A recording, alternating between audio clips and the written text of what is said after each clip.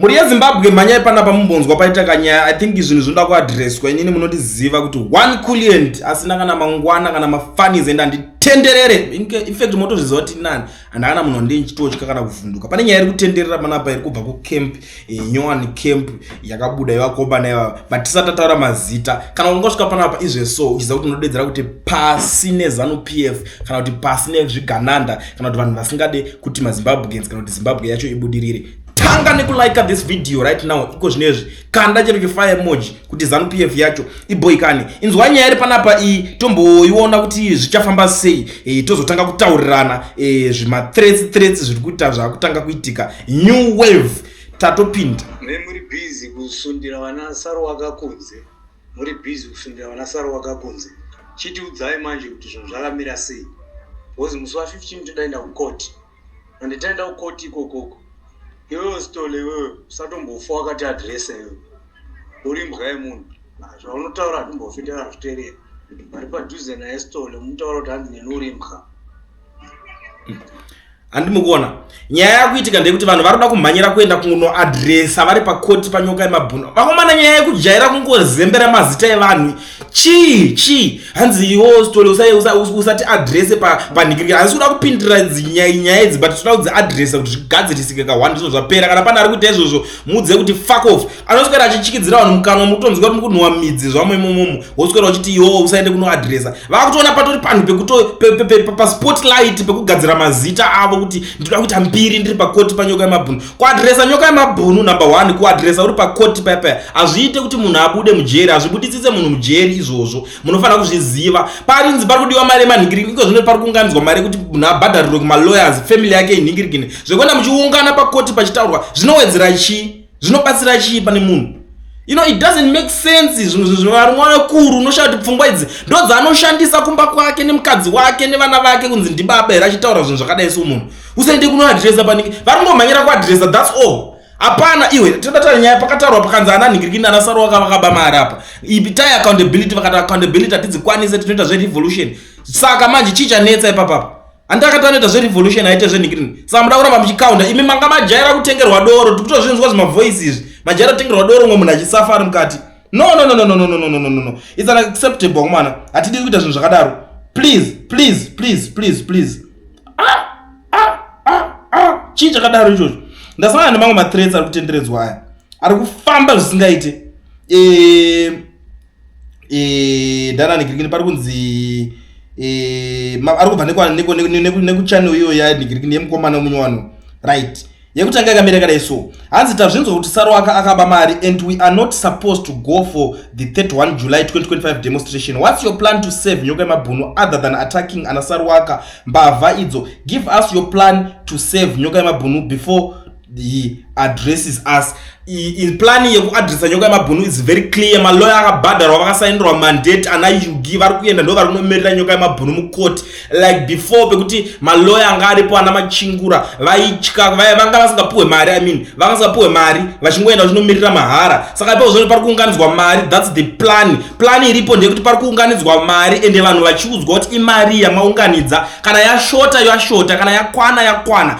That's the plan. Zokuswera muchiti mimi plan iripo ndo plan iyoyo yekutounganidzwa kuti amari kana musina kunyatsoenda kuchikoro muzvizive. That's the plan. Vanhu vari kuunganidza mari kana musingade kuti munhu abude ndimi mune problem imimi mukufunga kuti hapana plan iri kuitwa. I see this is not the right time to fight each other. Udofo makakura nawo seko maZimbabwe nimimi muri makaward evanhu. Saka tazvinzwa hapana kana Saruwaka panzi ari kuatakwa apa andinozvona. Kana iye munhu achuza kuti ndakuda kusiya ndite zvinhu zvangu ngaitika zvelife yake. What's your problem naye? What's your problem? Mudati saka yango yachingoramba chingotaura zvimanhingiriki zvaanenge achitaura. Even zva 31 July zvo zvamukutaura kuti 31 ana misa ngaende nevana vamai vake nanani nevachamubvuma kumutera voenda vonomacha unganokotamira ZANU-PF zvisina tsamba mukati zvisina kuningira. Ndiani asingazvizive kuti ukaenda demonstration muZimbabwe zvechibaranzi unosungwa neZANU-PF? Amuzvizive mimi vanhu mese muri panapa imimi brain dzenyu hadzishande chazvo. Takabvira riniko iwe mudarageza chayakaidedzera musi wa 31 March iyo haana kudedzera kuti vanhu vaende. Amuna kuona vanhu vakasungwa, amuna kuona zvinhu zvakaningirikina zvese, but he's the biggest commander muchidhiri chese chocho. But uri kuona akanyarara izvo so ndarageza akadzikama. Akaona kuti pakashata situation iri paground haina kuchipa. handiti nawo makuti aiwa tazvinzwa kuti 31 nigirigini hakuna munhu ari kurambidza munhu kuti aite 31 July yake iripo. But the issue now kana pari kutaura nyaya dzemunyoka yemabhunu channel, the issue ndeyekuti nyoka yemabhunu ngaambosevhwa abude, ngaabatsirwe kuti abude, ende kubatsirwa kwacho ndokuri kuitika kwete kubvunza mubvunzo nhando yamukufambisa. Pamwe muri kuda kutorera vanhu advantage yekuti munoziva kuti maZimbabweans mazhinji brain dzavo dzinononoka kufunga, vanongoda kungonzwa paka vakangonzi ningi chigananda vakutoteerera vese, ningi adaiso vakutoti ndizvo vasina dzinokakata brain. Kana wakazvarwa ngadzikakate, dzinonzi ngadzikakate pfungwa. That is the plan. Plan iripo yekuti nyoka yemabhunu asevhwe ndeye kubatanidzwa kuri kuitwa mari, asi chiri kuzoitika pane transparent. Mari dzacho dziri kuva dzichitaurwa kunzi nhasi kwabviswa 500 rands vabereki, mangwana kwabviswa 200 rands. That is the plan. Kwete ngotora mari muchinzi ndeye revolution. Kana muchida kudhakwa stereke dhakwa ine dzenze kushanda. Ndo nyingi iripo. Then number 2, hanzi is nyoka yemabhunu going to address us on video or using the line? Be clear on that. If it's line, how are we going to believe kuti he is the one? Zvine basa rei ko paimbotaura pacho maibelieve sei kuti ndiye nyoka yemabhunu paiadressa kudhara, aiadressa nemavidhio here? Don't be stupid. Muri chii zvigananda muda kuzati achaadressa sei? Pamwe achaadressa chero akaadressa ari muchechi, chero neaudio whatever chaanokwanisa chinenge chiri panzvimbo yacho, kana kusatoadressa futi handari muusungwa here. Zvine basa rei? Saka chaadressa ari pai muda kudii? Kuti mutadze kuadressa here? Mobva maite sei? Musungise here? Muti chii? Muti aadressa ari mukati? Muda kuzvimisa here? Why are you fighting munhu akasungwa kudhara? Makakwana here vanhu imimi? Are you guys normal? Are you normal? Muri right?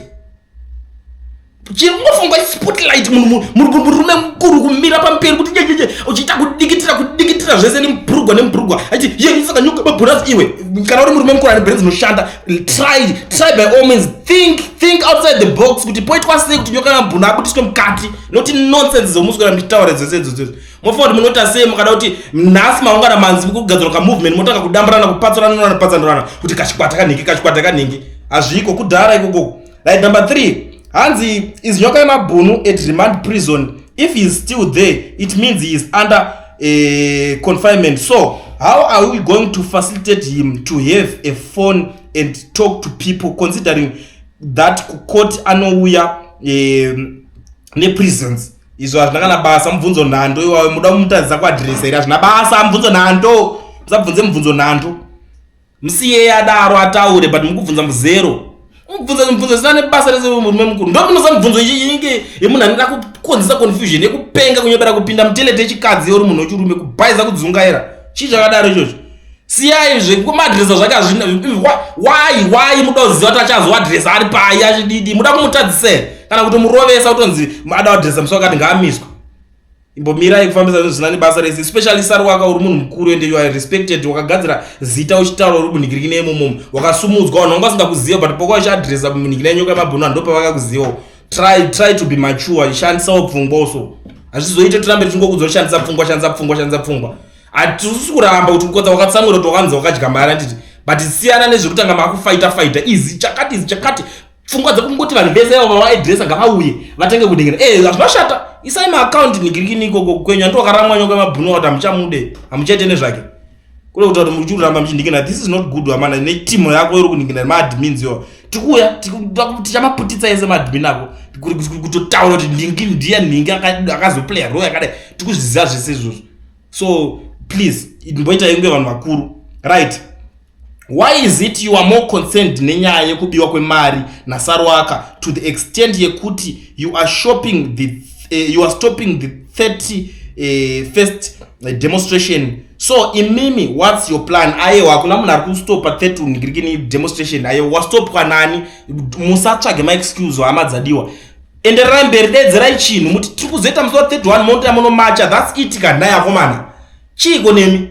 Ngazvideedzerwe kwamuri kwese ikoko kuti musi wa 31 muri kuungana, munoungana kwamuri kungounganira ikoko. Asi tinozongobudawo tichiti because chinoitika ndechekuti munhu akasunga hama unoona chine problem itika mese mimi vanhu mukuita dzungu muchitaura zvina nebasa rese mangwana ukasungwa hama dzako dzatanga kuuya kumhanya kwatiri dzakutibvunza kuti mimi ndimi vakomana vemedia please tibatsirewo kuti toita sei hama yedu yazosungwa akadai so pamwe pacho patinenge tichitokupai kana even mawarning kuti iyi iri right iri kuitwa but chenjerai kusungwa iyi yakada you know if you guys still remember madays yamudharageza paipo takatotaura tikati you guys you have to be very careful kana matoti makutenda ikoko make sure makazvipira kwete kutanga shiri ko mukatanga shiri vanokuisirai urimbo vakakubatai zveshuwa so be very careful kana matenda makabatana muri vanhu vechitoitoi mukutoziva kuti apamirwe vanofanira kutotya kugumai because mukataita zvekupusa shuwa muchaita sei muchabatwa musapuse kana makutoenda komana make sure kuti muri kutoenda in numbers kwete kuda kuzoenda muri ma11 make sure kuti matoita decision racho makutobuda mukuita makaenda hazvina kuitikira vanazosungwa nevanhu 100 something but saka zvinochinja chii zvichachinjere chokwadi chekuti tineta taura chokwadi right imwe yekutaura is Nyoka Mabunu going to be released in South Africa on 15 since you have taken over or he is going to be extradited to Zimbabwe? Be open on this one. Ko imimi makambo ainozati nyindwa ngondo so andinyasoziva. Alright, anyway, zvimwe zvacho zviripo hanzi how to excuse this plan to execute this plan. Sister is so simple.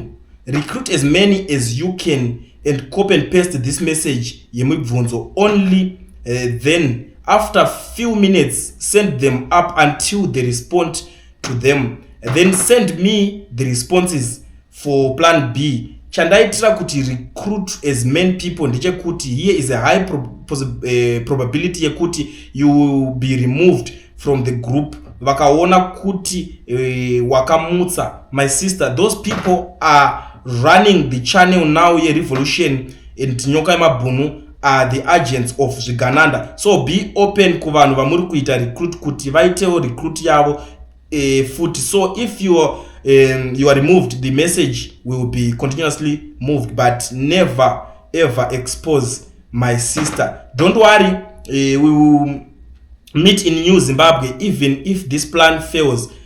What I know is one day tichabata na maoko antsvadzi tichifara and stay strong. Haina izvo ina zvimwe zvese zvimakutaura handichaziva.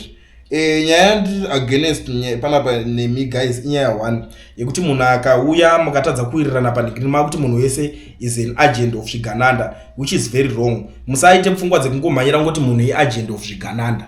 Is very wrong. Iwewo kanzi uri agent of Zvigananda uchazofila sei? Ana Saruwaka muri vanhu veZANU-PF. This is the truth, honest truth. And ana one day wakambobuda uchitaura kuti pasine ZANU-PF. Apana, uri munhu weZANU-PF Saruwaka nevanhu vako muri vanhu veZANU-PF. Saka don't tell us kuti this Chigananda that Chigananda this Chigananda that. Ngati let's be very open panapa. Agent of Chigananda, what is Chigananda? Because even munangagwa chayaritoda kuti pasine Chigananda. Saka Chigananda zvamuchiri kutaura zvacho ndezvipi? Because atidi zvinhu zvekuti mungoswera muchingotambisira vanhu nguva muri mu1 ningirikiniyo. Zvipi zvamuri kutaura zvacho kuti hey ningi Zvigananda? Mungori vanhu vamwe chete but muri kungopedzisira muchingotendererana kudai so. Ndisaka sometimes tichizoti musanyebedzere kudzungaira muchida kuti nyangadza. The issue here inini zvimwe zvese ndatoda kutozvinzwa zvamutaura but ndechiza mukutaura zero muswera muchidingira vanhu but you know what I know is mungori vanhu vekuti muri kuda kutry kusumukawo kuzogadzirawo mazita mupolitics, which is very good. Itai izvozvo but nyaya yekuti munotanga kudividana muchiti niki ndewe chakati niki ndewe komana same mistake zvinhu zvitakabvira kudhara tichizvinikirikira nazvo tichizvitera tichizvidi zvepolitics izvi kubva kare. Ukaona kana even opposition maparadziro yakaita ndeyekuti munhu angati angouya akasunudza musoro zvonzi agent of Chigananda. Kwa watize iwo if you are not the agent of Chigananda ungabva waswera pakusvika kuita bitterness kunzi wakadya mari zvotokurwadza usvika mubonzo here naye hama yangu. Atidi kudaro kana mari yakanzi yakanikirirwa kana wanga usiri agent of Chigananda. Alright, in fact ngatimbongati so let me say it this way. What is the purpose yori kuda kuti iwo Zvigananda zvibviswe? Because inini kuside kwangu inini number 1 chandinovengera ZANU-PF nezvigananda zvacho kuti vanenge vanotora matenda like what happened paTrabablas interchange yakanzi yaita 88 million tikatopopota tikati yakawandisa after chinguva chidiki in a period of month pakutoyara kuti aiwa yakatozoshandisirwa 114 million pakawedzera 26 million. Chiti explainerai tiiteo breakdown tizive kuti masimende angari 2 million concrete yanga iri 1.5 million. Vashandi vanga vari papo vakashanda madhezi akati saka vakakwanisa kutambiriswa kana kuti ingava 3 million or something.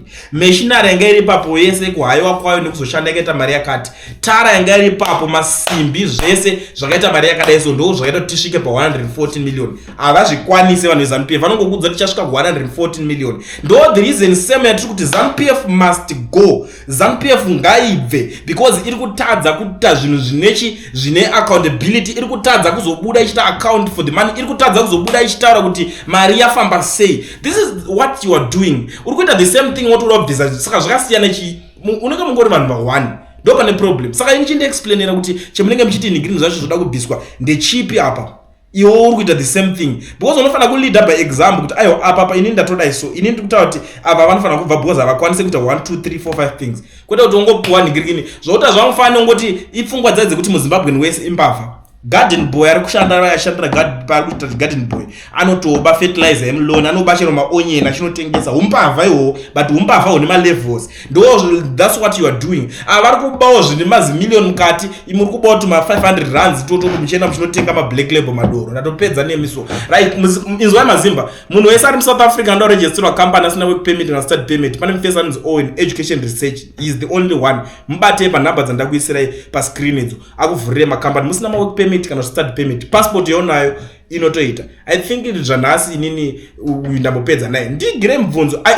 And to those who want to challenge me andizoti kuna vanhu vanenge vachida kuya chipopota tora namba dzangu ndifonere pakondo connecta pa Kuuya panapa. Come and defend your guys. Uyai mese panapa ndamunondosarudza kana uchinoona ini ndiri wrong sangotaura zvinhu zvisina nhingi uya undiprove ma facts ako tichifonerana panapa to broadcast kuvanhu vese bonzwa kuti wewe uri kutaura zviri right ndiri wrong sangotaura mu comment section. Musaite chigwara musaite chicoward. Contact my number izve so aha